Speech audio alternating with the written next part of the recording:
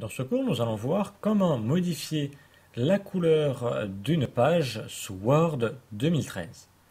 Alors par défaut, quand on crée un document sous Word, la couleur de la page est blanche. Nous allons voir comment modifier cette couleur.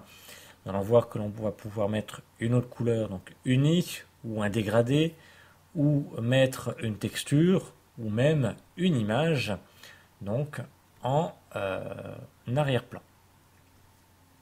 Pour cela, je vais dans l'onglet Création et tout à droite, j'ai l'outil ici Couleur de page. Étant donné que j'ai un petit triangle, quand je vais cliquer dessus, j'aurai un sous-menu qui va apparaître. Ici, j'ai rapidement donc le choix entre différentes couleurs et juste en passant la souris dessus, j'ai l'aperçu qui s'actualise. Je n'ai plus qu'à cliquer sur la couleur voulue pour la confirmer. Bien entendu, à tout moment, je peux revenir dans couleur de page, la changer ou lui dire aucune couleur.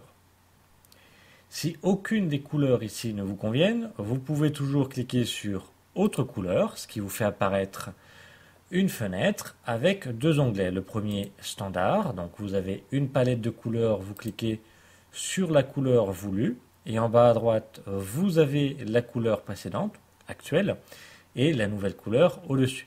Vous n'avez plus qu'à valider avec OK pour changer la couleur. Toujours pareil dans Autre couleur, vous avez donc le deuxième onglet Personnaliser et là ça vous permettra d'avoir un nuancier vraiment très poussé. Vous choisissez déjà la couleur voulue en cliquant sur la couleur à gauche, puis en déplaçant ici le petit triangle, donc vous cliquez, vous laissez appuyer sur ce triangle et vous déplacez la souris de bas vers le haut pour changer donc l'intensité de la couleur pour avoir une couleur plus ou moins claire. Et enfin donc vous validez toujours pareil avec OK. Et votre couleur de page a bien été modifiée.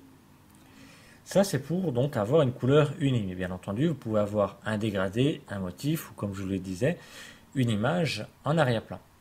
Pour cela, vous revenez toujours dans couleur de page et tout en bas, on va cliquer sur motif et texture.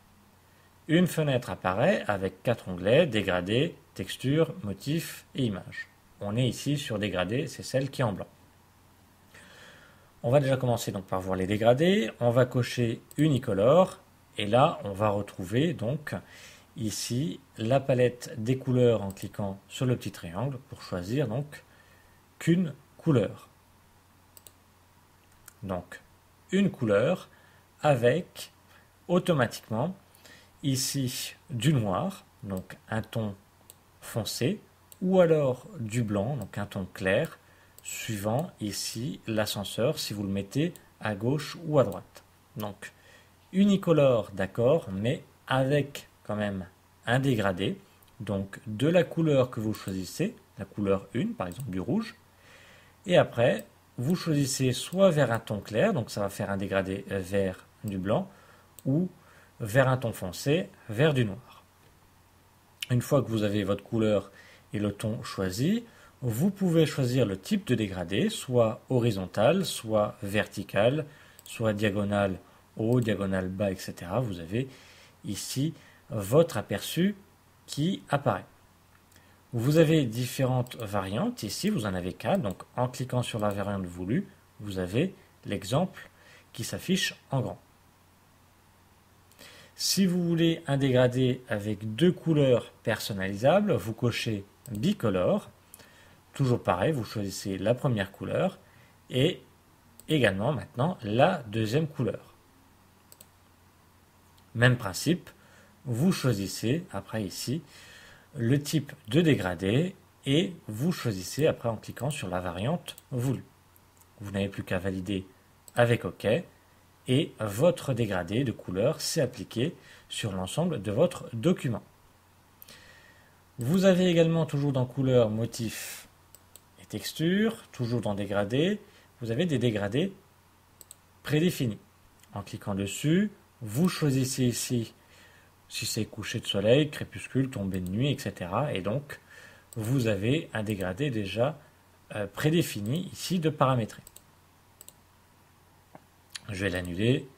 Je vais même supprimer ma couleur, donc en allant dans couleur de page et cliquer sur aucune couleur. Donc ça, c'était pour les couleurs unies, couleurs dégradées. Maintenant, si on veut un motif, une texture, toujours pareil, on vient dans l'outil couleur de page, puis on va cliquer sur motif et texture, mais ce coup-ci, on va cliquer sur l'onglet texture.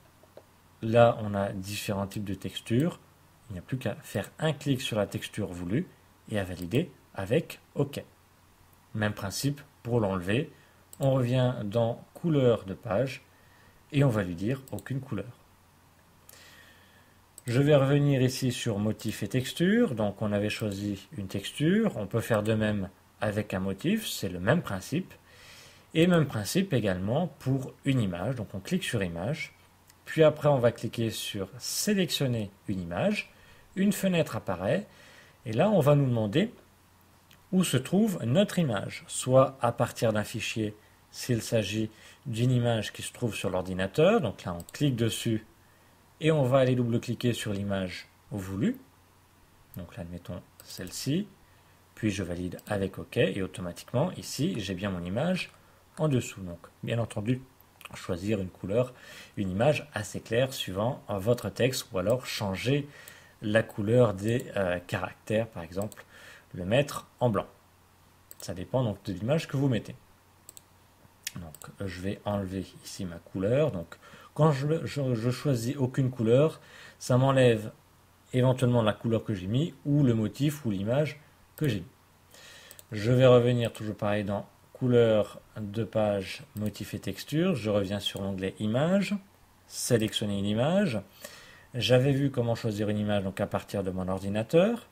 Je peux très bien chercher une image à partir des clipart sur Office. J'ai une case de recherche. Je n'ai plus qu'à taper le mot-clé que je veux, par exemple montagne. Je valide avec la touche entrée. J'aurai une liste ici d'images que je peux faire défiler avec la molette ou l'ascenseur à droite et je n'ai plus qu'à double-cliquer sur l'image voulue.